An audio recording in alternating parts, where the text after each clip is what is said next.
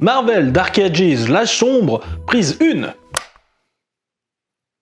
Ah, c'est très drôle. On peut rallumer la lumière maintenant ?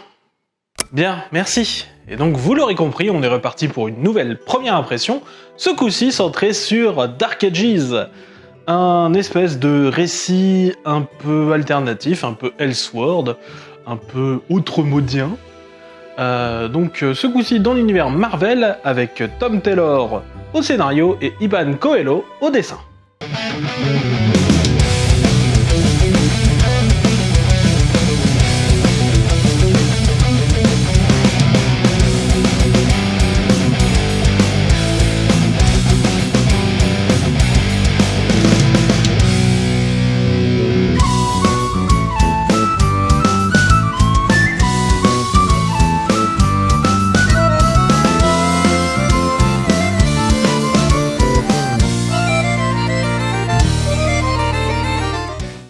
Alors ce qui est rigolo à la base, c'est que quand en fait j'ai entendu parler du récit qui allait se faire en fait dans les sollicitations et tout ça, j'entendais parler d'un monde où on allait perdre l'électricité, Dark Ages, littéralement ça veut dire Moyen-Âge, les âges sombres, voilà, il y a toujours cette vision très négative du Moyen-Âge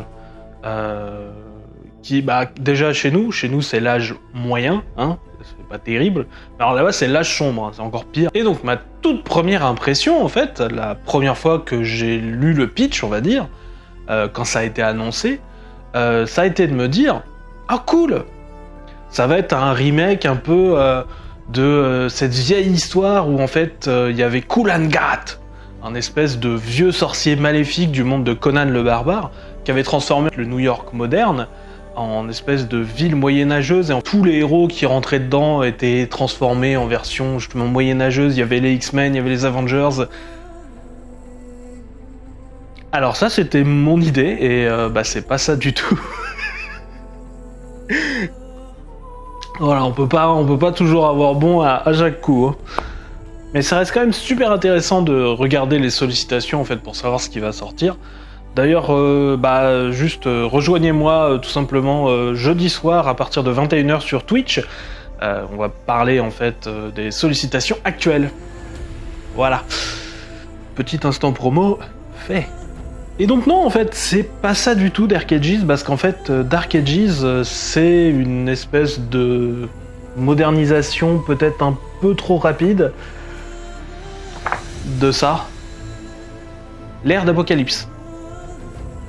Enfin, après, quand je dis modernisation de l'ère d'Apocalypse, disons que y a énormément de références quand même à l'ère d'Apocalypse qui sont faites dans ce récit, qui me fait quand même me penser, si vous voulez, à ce côté un peu modernisation. En tout cas, c'est comme ça qu'on pourrait le résumer grossièrement.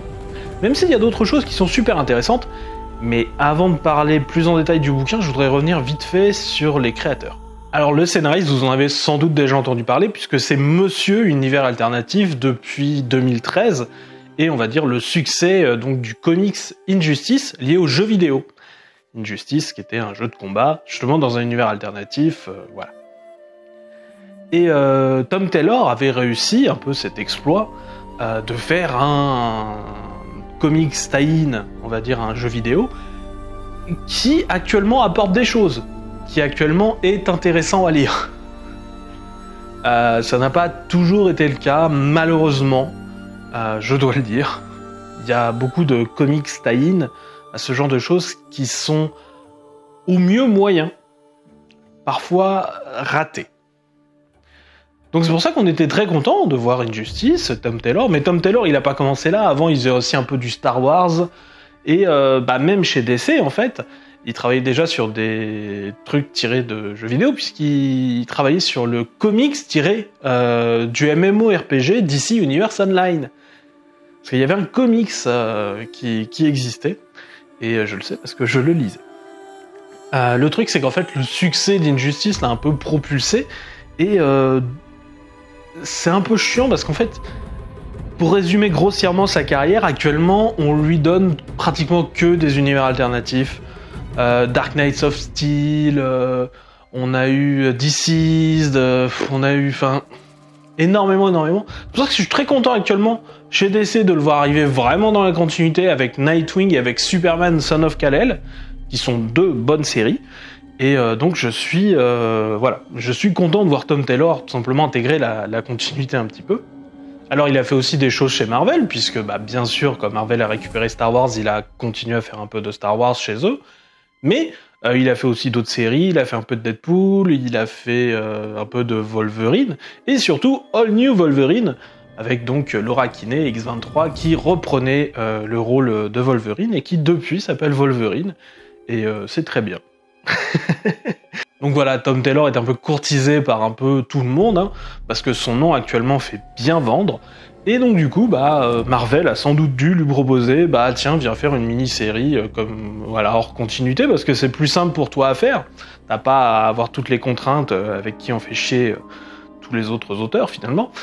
Et donc, voilà, on lui a dit, tiens, Dark Ages. Le dessinateur Iban Coelho est lui un peu plus jeune dans le milieu, même si déjà dès 2014 il avait des bonnes séries à son actif comme Justice League Beyond 2.0 qui était très sympathique et non, il n'y a pas de traduction française, je suis désolé.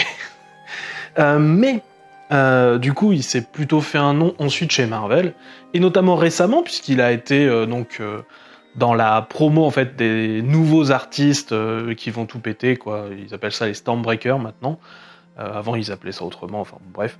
Il était dans la promotion 2020, je crois. Et on l'a pu le voir sur pas mal de titres Marvel. Là de tête, je pense notamment aux épisodes Spider-Man de Nick Spencer, et notamment les 3 épisodes où il y a le podcast de J. Jonah Jameson, qui est un très bon arc. Pour le coup, je l'ai beaucoup aimé celui-là. Donc voilà. Et donc le voici donc sur ce Dark Ages, et il est temps que je vous fasse le pitch. En gros, le pitch, c'est qu'il y a une entité cosmique surpuissante au centre de la planète, le Décréateur, qui est donc sur le point de se réveiller. Enfin voilà, c'est une entité cosmique, on dirait un gros céleste, en gros. Et il va tout casser. Bref, il y a une équipe sélectionnée de héros qui y va.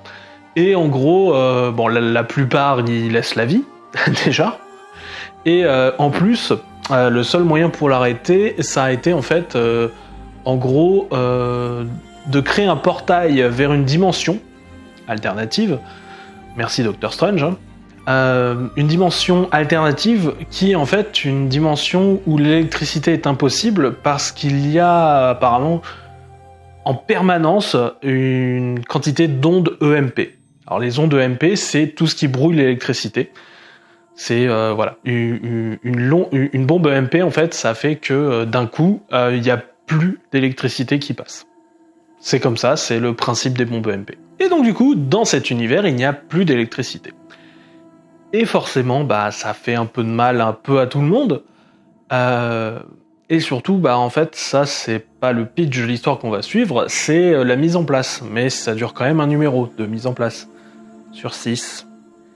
Donc du coup, les super-héros prennent un peu tout en main pour éviter les paniques, les coups d'état, tout ce genre de joyeuseté qui peuvent se passer quand tout d'un coup il n'y a plus d'électricité nulle part.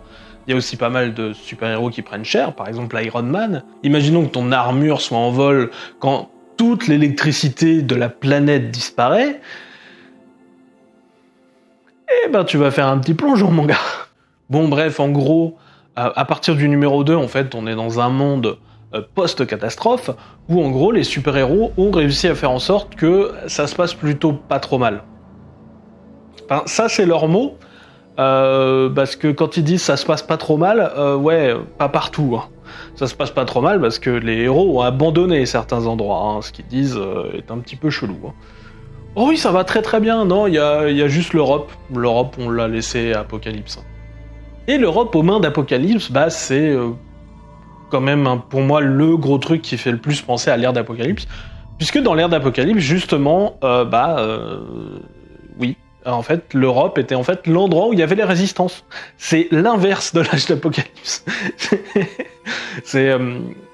il s'est pas tellement foulé là-dessus. Voilà. C'est juste l'inverse, hein. Là, ce coup-ci, c'est pas l'Europe qui est la base de Résistance, c'est l'Europe qui est la base d'Apocalypse, voilà. Bon, bref, en gros, Apocalypse, il essaye en fait de réunir plein de méchants autour de lui, il a réuni toutes les créatures un peu de l'ombre, genre les Dracula, les loups-garous, les vampires, les trucs comme ça, quelques vilains aussi, Octopus, voilà, Venom, l'homme pourpre. L'homme pourpre qui, bien sûr, peut contrôler les esprits. Et donc, du coup, ils vont aussi contrôler les esprits à peu près de beaucoup de héros, vous savez, qui sont super intelligents et qui, du coup, pourraient peut-être aussi trouver une solution pour faire revenir l'électricité. Et donc, du coup, c'est un peu ça qu'on va suivre. Un peu une espèce de course contre la montre pour aller finalement empêcher Apocalypse de faire son plan. Même si, en fait, pendant un bon moment, en fait, les héros sont pas tout à fait au courant du fait qu'Apocalypse fait vraiment ça, en fait. Ils vont être vraiment au courant sur la fin. Il y a, pour moi, un problème dans cette œuvre, c'est que c'est trop court. C'est très très bien mis en place. En fait, j'adore les 3-4 premiers numéros. Je les aime vraiment bien. Ils sont vachement cool. Mais la fin, elle est rushée de ouf.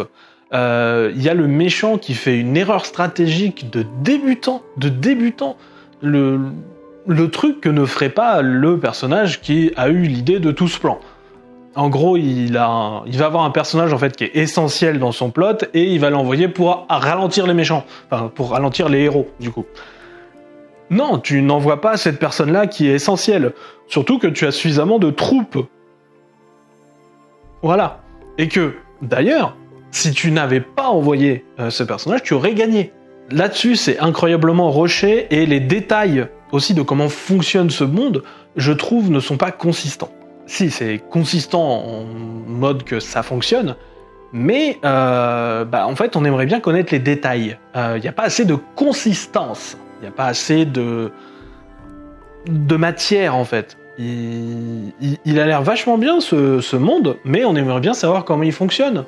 Parce qu'apparemment, donc du coup, en gros, il y a une création de plein de petites communautés locales, avec quelques super-héros qui restent sur place dans chaque communauté locale.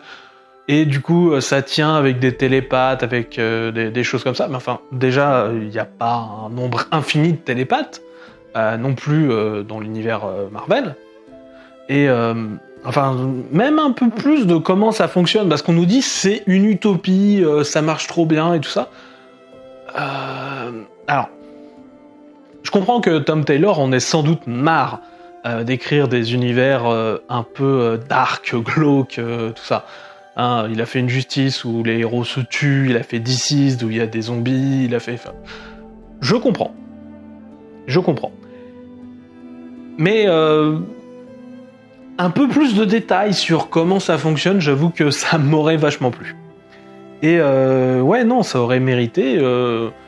Pour le coup, vous voyez, Onslaught Reborn avait trop de numéros pour ce qu'il avait raconté. Là, il n'y a pas assez. Vraiment, ça mériterait plus, en fait. Parce que là, c'est juste un peu vide, en fait, à la fin. Parce que tu restes sur ta faim. Il te manque des choses. C'est horrible à dire, mais ça manque de fin, ça manque de conclusion, ça manque d'un vrai truc qui marque bien en fait. C'est comme si c'était un arc dans une série régulière, sauf que c'est pas une série régulière, c'est un nouvel univers avec plein de choses à mettre en place. Et ça demande sans doute une autre forme d'écriture que celle qui a été utilisée ici. Je sais que ça va paraître très ambivalent parce que j'adore les premiers numéros et justement le temps qu'ils mettent à mettre cette mise en place, mais le temps qu'ils mettent à faire cette mise en place et le temps qui manque cruellement à expliquer pas mal de choses sur la fin et surtout de faire une conclusion moins rushée. Pour moi, la solution idéale, ça aurait été plus de numéros, comme ça tu gardais vraiment le soin qui est apporté sur les premiers numéros et sur la mise en place, et tu l'apportes aussi à ta fin. Et comme ça, elle n'est pas rushée. Parce que rusher le début pour réussir ta fin, c'est pas non plus l'idée du siècle. D'ailleurs, c'est sans doute vachement moins bien comme idée. Donc je comprends à choisir qu'ils aient préféré assurer le début, mais Voilà, moi dans un monde idéal, je préférais que ce soit super de bout en bout. Alors par contre, j'adore les dessins d'Iban Coelho. Je trouve qu'il s'en sort vachement bien. T'as pas mal de moments où ça joue quand même pas mal sur une mise en case assez simple, et pourtant qui fonctionne bien, et qui arrive quand même à être assez dynamique malgré cette simplicité. Alors, je voudrais aussi mettre en valeur, en fait, le coloriste Brian Reber, j'espère que je prononce bien, qui, en fait, je trouve, réussit incroyablement bien la couleur. Alors, vient des petits effets tout simples, hein. C'est-à-dire qu'en fait, on va dessiner des personnages incroyablement vifs sur des fonds un peu plus ternes. Et donc, du coup, ces personnages incroyablement vifs, en fait, sautent plus facilement de la page pour tout simplement nous apparaître plus vivants que nature, quoi.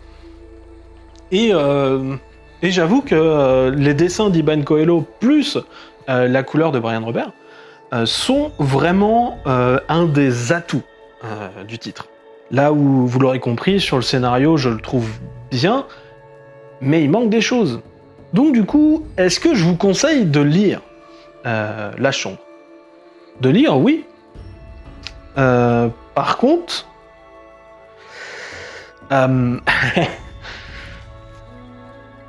ça va être un peu particulier, et ce que je vais dire n'est pas imputable qu'à ce titre, hein, c'est juste que c'est celui que j'ai sous la main pour expliquer.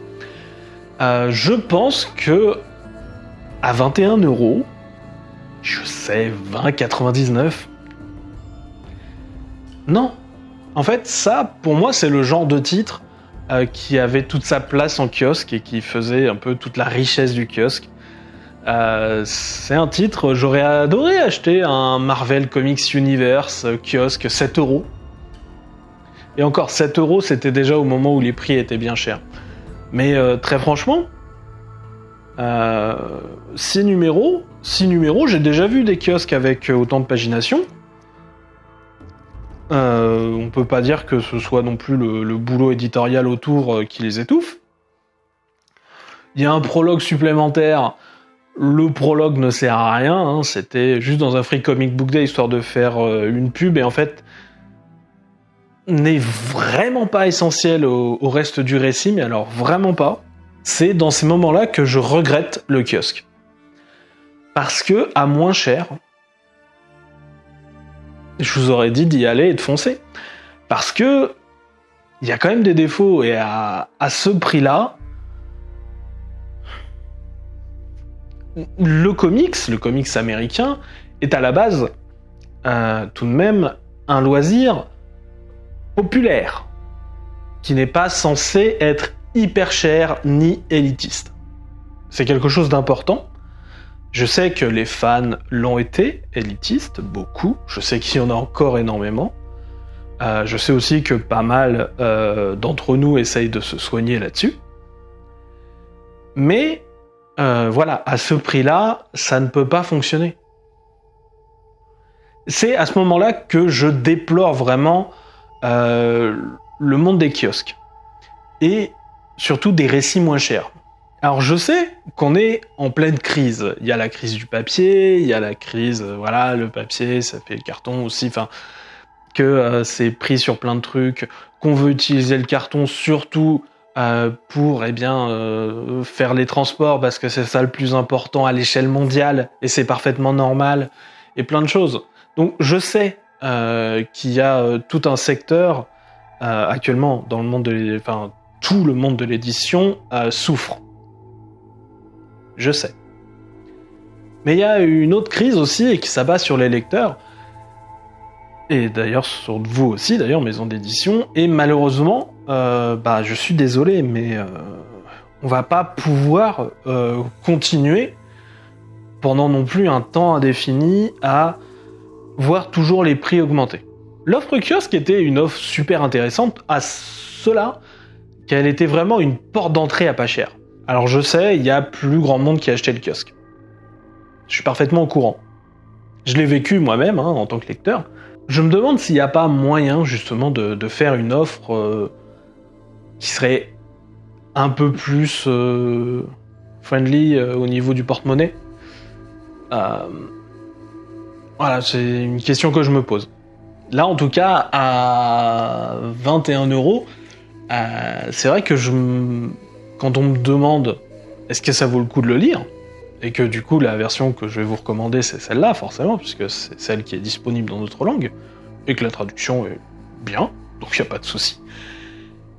Bah oui, c'est le prix en fait qui me pose problème. Alors, je suis parfaitement conscient aussi de la chance qu'on a d'avoir un éditeur quand même comme Panini. Parce que Panini fait cet effort incroyable, vraiment incroyable, d'essayer de presque tout traduire. C'est un effort dément. Et je les en remercie toujours pour ça. Mais le problème, c'est que j'ai peur que ça craque à un moment. Les écarts commencent à être beaucoup trop grands, en fait, tout simplement.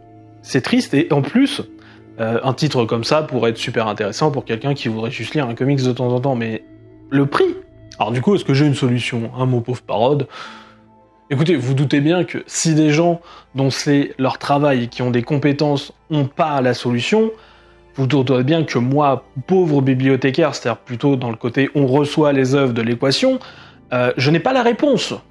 En tant que lecteur, je parle généralement assez peu du monde de l'édition, je préfère me centrer généralement sur les œuvres, mais comme là, je sais aussi que je fais cet effort de parler d'œuvres en fait qui sortent sur le moment, ou en tout cas d'une bonne partie, forcément, en parlant de ça, je vais parler aussi de l'édition et finalement de cette édition-là, et pas d'une autre, et pas de l'édition idéale dans un monde idéal. Parce que mon discours change tout à fait si je dois parler de l'un ou de l'autre. Si je devais parler dans un monde idéal, je vous dirais, il est bien, il est pas ouf, mais il est bien, on passe un bon moment. Bon, la fin, vous allez être un petit peu chafouin, vous auriez bien aimé en avoir plus, mais le début, c'est une vraie bonne mise en place, les dessins sont cool, il y a quelques idées sympas, ouais, si t'es un vieux lecteur, ouais, moi ça m'a fait penser à l'ère d'Apocalypse, c'était pas désagréable, quoi. Voilà, ça c'est ce que je dirais dans un monde idéal. Malheureusement, ce monde idéal n'existe pas et s'éloigne de plus en plus. Et ça, j'en suis humblement navré et désolé, quoi. J'adorerais voir exister ce monde idéal. Donc voilà, alors, je suis peut-être un peu sorti hors du cadre pour dire tout ça, mais juste pour vous dire que je pense que le titre est bien. Pas oufissime, mais bon quand même. C'est pas une purge. Mais je pense qu'il n'est tout simplement pas à sa place, en fait. C'est pas la forme qu'il devrait avoir. Voilà. Je pense que s'il existait peut-être un truc un peu souple, à moins cher, des trucs comme ça, là, il aurait parfaitement sa place et il marcherait bien. Il marcherait mieux. Je pense par exemple que dans un ancien format qui s'appelait par exemple 100% Marvel, qui était un format justement un peu librairie souple, et qui était moins cher, eh bien je pense que là, il aurait beaucoup plus sa place. Je suis vraiment contre cette cartonisation, pour le coup, dans l'édition française qui prend énormément le pas. Voilà, je suis désolé, le souple, c'est bien aussi. Il y a des œuvres qui ont peut-être parfois besoin du carton, peut-être aussi parce qu'on va faire des grosses choses, mais pour ça, franchement, pensez au souple. Voilà. Donc voilà, que vous dire de plus ? Je pense pas que ce soit un mauvais titre, donc si jamais vous en avez l'occasion, peut-être d'occasion, peut-être même un ami qui sait, sait-on jamais. Des fois que vous ayez quelqu'un qui lisait des comics autour de vous, auquel vous pouvez l'emprunter, peut-être à une bibliothèque aussi, peut-être dans des trucs comme ça, je pense que le titre est intéressant. Je vous dis surtout les premiers numéros. Les 2 derniers sont trop rapides malheureusement, et du coup te laissent un goût de trop peu. Et aussi ce monde qui aurait mérité d'avoir plus de consistance. Voilà, on passe quand même un bon moment agréable. Voilà, mais full price, c'est compliqué. Alors vous me direz, oui mais SN, full price, de base, tous les comics, c'est compliqué. Malheureusement, ça a tendance à le devenir, oui. Malheureusement. Malheureusement. Et je pense pas que je vais revenir 3000 fois sur cet argument. Je tenais juste à le dire. En fait, dire une fois, et ensuite juste dire, peut-être pour d'autres titres, dire je pense que d'autres formats auraient été plus adaptés. Voilà.